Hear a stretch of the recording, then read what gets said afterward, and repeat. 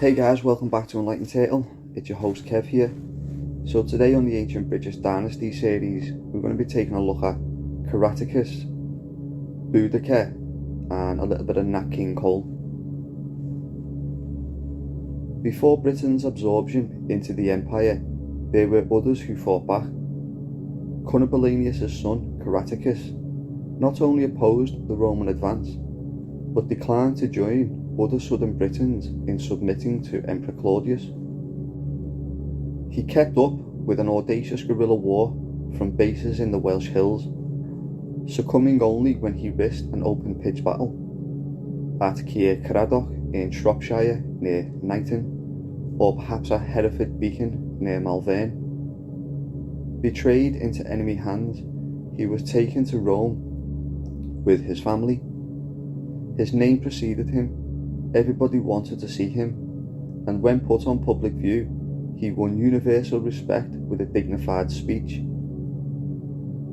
The Roman Emperor Claudius could have punished him as a rebel, but granted him a full pardon, together with his wife and brothers. As he strolled about the city gazing at its huge buildings, he remarked, "When you have all this, why do you covet our poor huts?" The other great anti-Roman champion was Boudicca, or commonly remembered as Boudicca.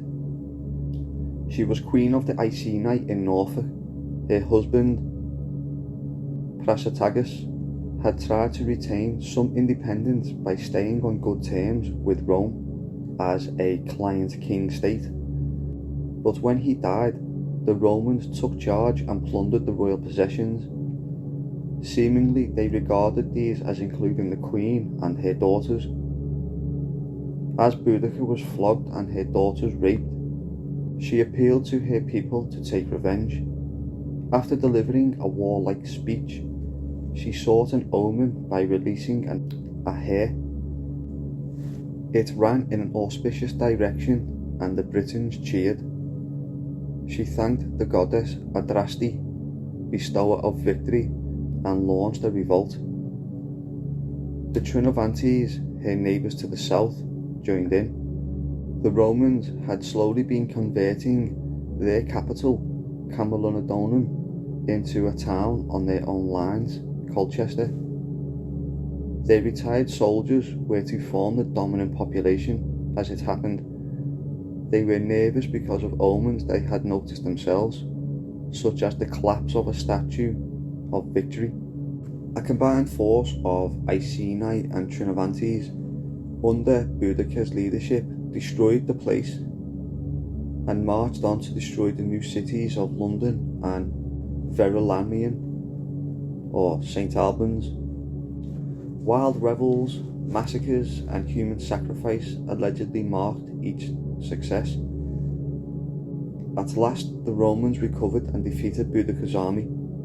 She took poison and committed suicide. No one knows the heroic queen's grave. Stonehenge itself was once claimed as her monument. Some say that she lies under a mound in Parliament Hill Fields in Hampstead. Others that she is under Platform 10 at King Cross Station in London. Her ghost, however, haunts the earthworks of Amesbury Banks in Epping Forest, and in 1950 she was seen driving her chariot out of the mist near Cameringcam in Lincolnshire. In the days of the Emperor Diocletian, who persecuted the Christians, Aspilidotius was king of Britain.